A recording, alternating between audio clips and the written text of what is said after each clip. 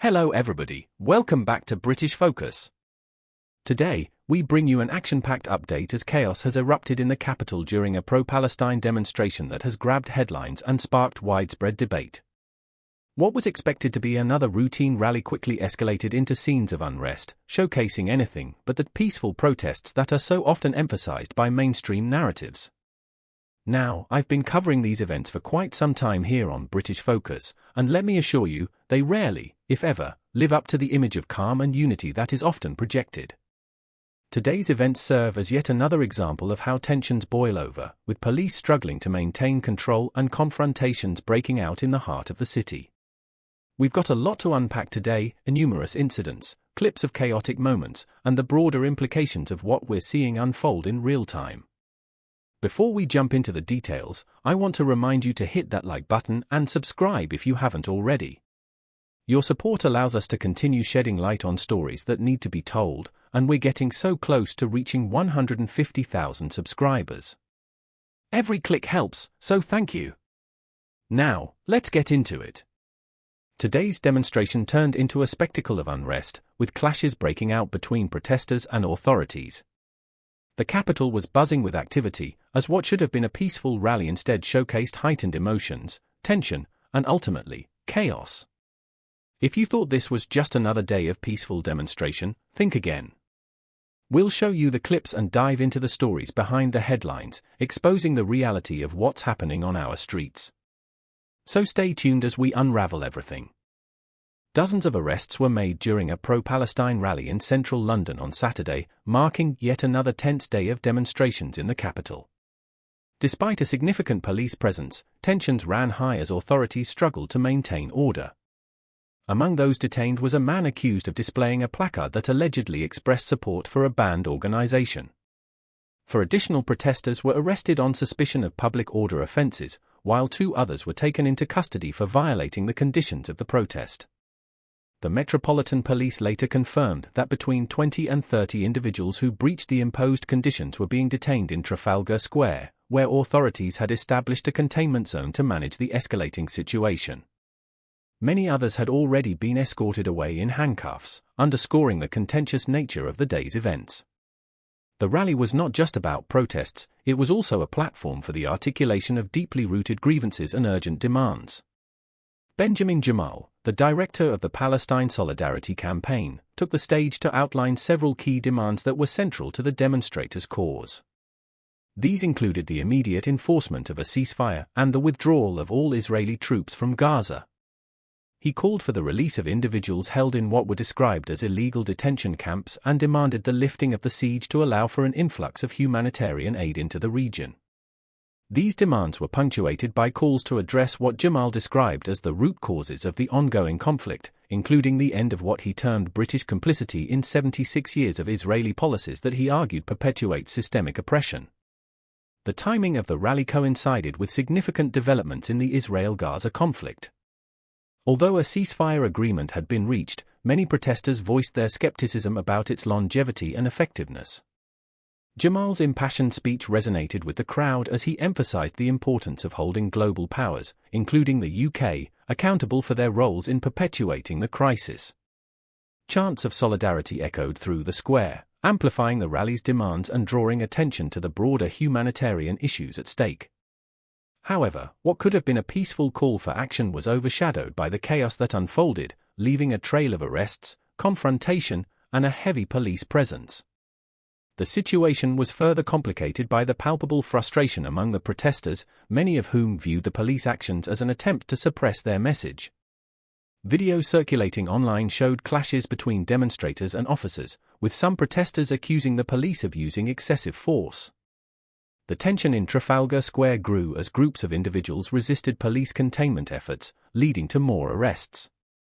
Witnesses described heated exchanges, scuffles, and a charged atmosphere that only seemed to escalate as the day progressed. Meanwhile, the demands articulated at the rally reflected the broader frustrations and aspirations of those advocating for Palestinian rights. The call for an immediate ceasefire and the withdrawal of Israeli troops from Gaza underscored the urgent need for an end to the violence that has claimed countless lives on both sides.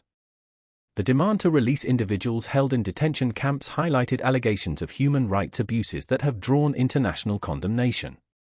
Jamal's plea for the lifting of the siege on Gaza was met with resounding approval from the crowd, many of whom carried banners and chanted slogans in support of unrestricted humanitarian aid to the region. Beyond the immediate demands, the rally also served as a platform for broader criticisms of foreign policy and international complicity. Jamal's remarks about Britain's role in the conflict struck a chord with the audience, as he criticized what he described as decades of support for policies that have perpetuated the crisis. This critique was not limited to the UK. The rally speakers also took aim at other global powers, calling for a united front to address the structural issues fueling the conflict. Despite the heavy police presence, the demonstrators were undeterred in their resolve to voice their demands. The sight of arrests and scuffles did little to dampen the spirits of those in attendance. Many viewed the police actions as a stark reminder of the systemic challenges they are up against, both in the UK and abroad. For some, the arrests were seen as an extension of the very injustices they were rallying against, a symbol of the broader struggle for justice and equity. As the rally came to an end, the aftermath left a complex mix of emotions. For many, the arrests and chaos were a sobering reminder of the challenges inherent in advocating for change. Yet, the passion and determination on display also highlighted the resilience of those fighting for what they believe in. The demands articulated by Jamal and echoed by the crowd served as a powerful reminder of the urgent need for dialogue, accountability, and action on both a local and global scale. While the events in Trafalgar Square unfolded, the broader situation in Gaza remained a focal point of concern.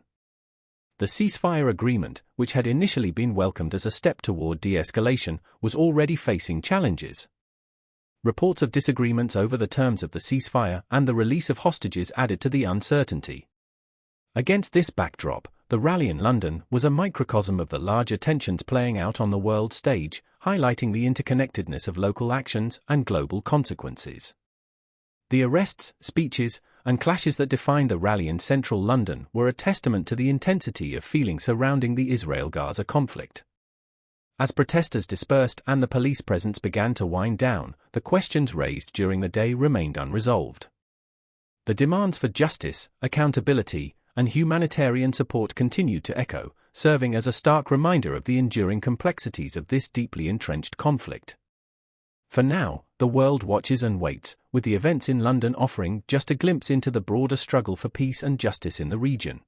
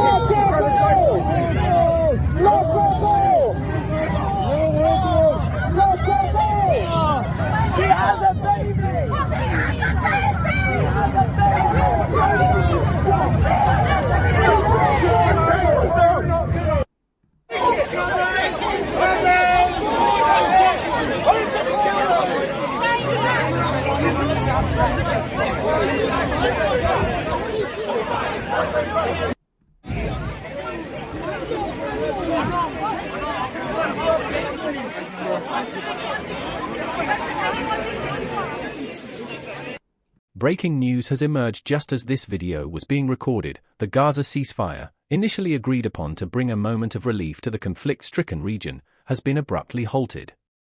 The decision stems from a critical stipulation in the agreement that has yet to be fulfilled. Israeli Prime Minister Benjamin Netanyahu announced that the ceasefire would not proceed as planned until Hamas provides a comprehensive list of hostages who are slated for release under the terms of the agreement. The original ceasefire plan had outlined a detailed roadmap for de-escalation. Fighting was to come to a halt at 6:30 a.m. local time, marking a significant step toward stability. Hamas, as part of the arrangement, was required to submit the names of hostages at least 24 hours in advance. This information was intended to facilitate the release of a total of 33 hostages during the first phase of the agreement, a process set to unfold over 6 weeks. In exchange, Israel had agreed to release hundreds of Palestinian prisoners as part of the negotiated terms.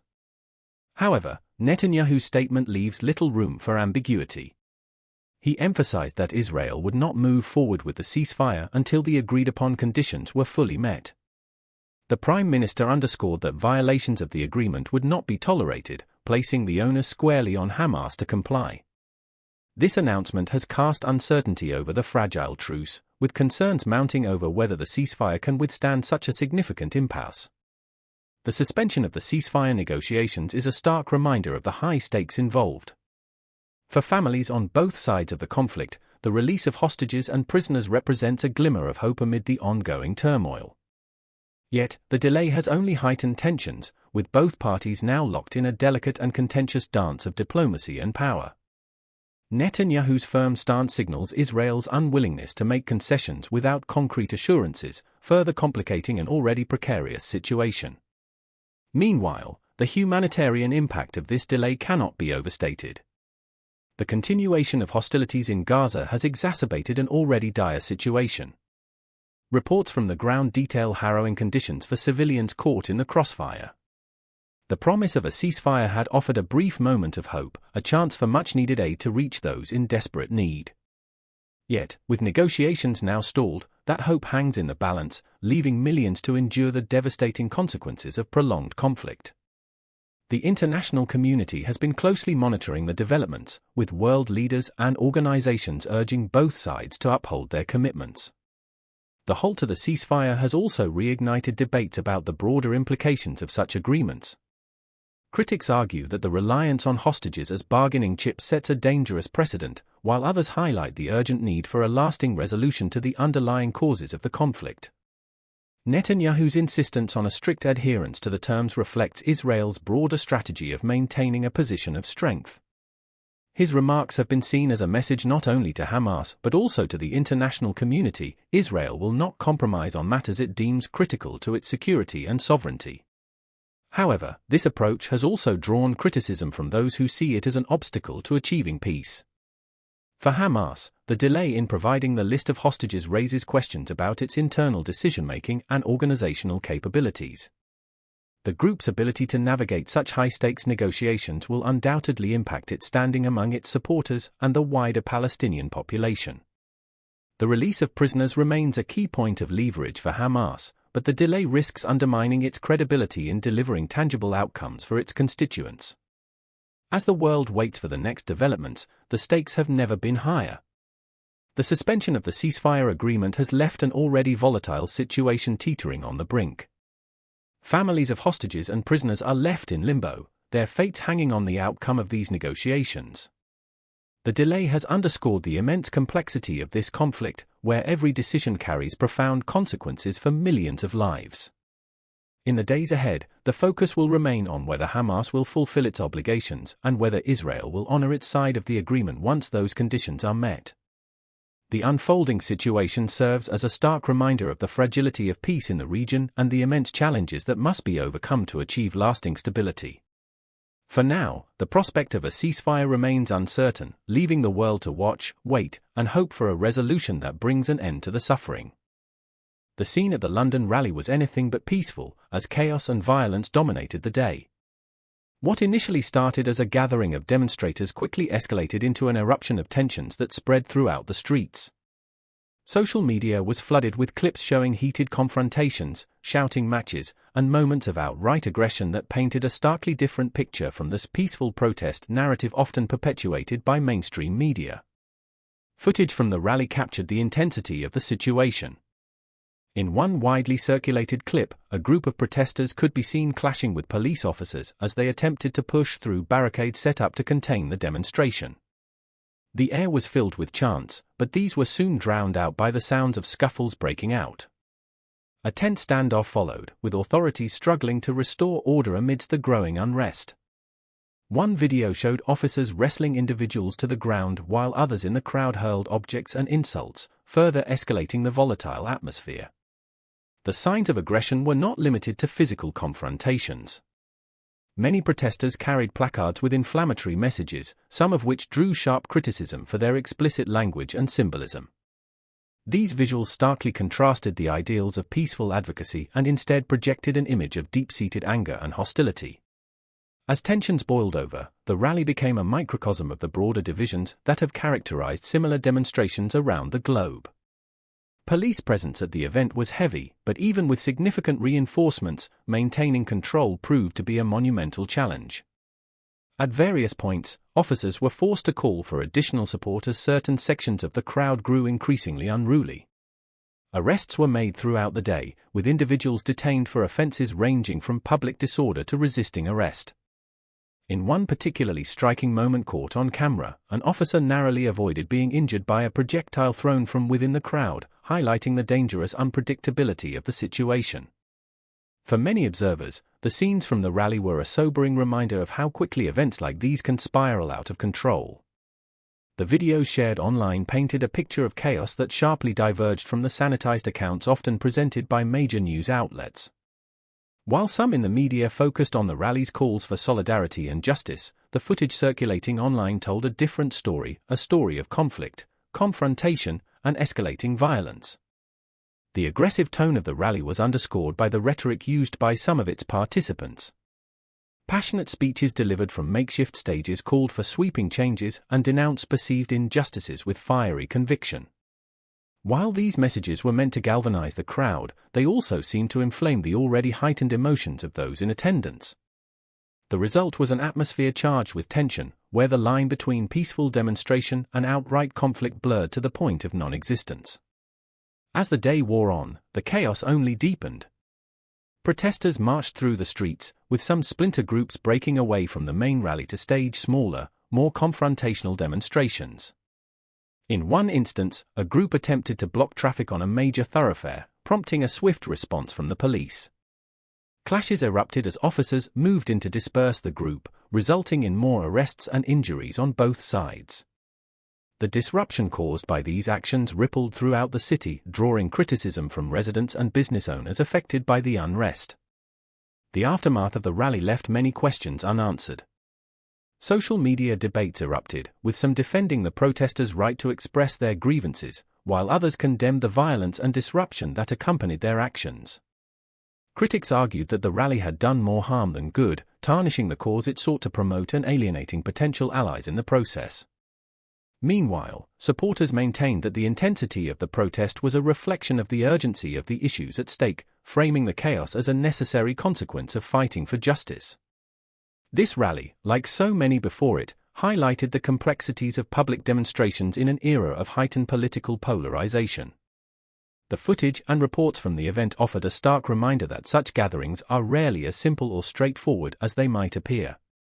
While some participants may have genuinely sought to advocate for peace and justice, others clearly came prepared for confrontation, bringing an edge of volatility that overshadowed the day's intended message. For the authorities, the events of the rally presented significant challenges and raised pressing questions about how to balance the need for public safety with the right to protest.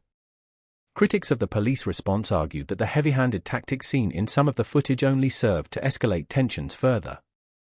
Others, however, pointed out that the officers on the ground faced an extraordinarily difficult situation, tasked with maintaining order in the face of unpredictable and often aggressive behavior. The rally's chaotic conclusion served as a stark contrast to the hopeful energy with which it began. What could have been a moment of unity and advocacy instead became a scene of discord and division, reflecting the broader tension surrounding the issues at the heart of the protest. The images and videos shared from the event will likely linger in the public consciousness, serving as a reminder of the challenges and complexities of advocating for change in a world increasingly defined by conflict and polarization. As the dust settled and the streets began to clear, the conversation sparked by the rally continued to unfold across social media and beyond. For some, the events of the day served as a call to action, a reminder of the urgent need to address the underlying causes of the conflict that brought so many people to the streets. For others, the chaos and violence only reinforced their skepticism about the effectiveness of such demonstrations, leaving them questioning the motives and methods of those involved. In the end, the London rally was a powerful, if deeply divisive, moment that underscored the complexities of modern activism. Its legacy will be debated for weeks and months to come, as those on all sides grapple with the implications of what unfolded and what it means for the ongoing struggle for justice, peace, and understanding. Today's protests in London serve as a stark reminder of the growing tension surrounding this deeply divisive issue. The scenes of chaos and confrontation have highlighted the complexity of the emotions and grievances driving these demonstrations. Meanwhile, the situation in Gaza remains fraught with uncertainty, as the fragile negotiations over hostages and the ceasefire hang in the balance. Each development feels like a pivotal moment, with far-reaching consequences for those directly impacted and the broader global community. These events call for reflection and dialogue, challenging us to consider the intricacies of justice, accountability, and the path to lasting peace. Your perspectives are an essential part of this conversation, so let me know your thoughts in the comments below. Don't forget to like and subscribe to stay informed on this and other important stories. Thank you for joining me today, and I'll see you next time. Take care, and peace.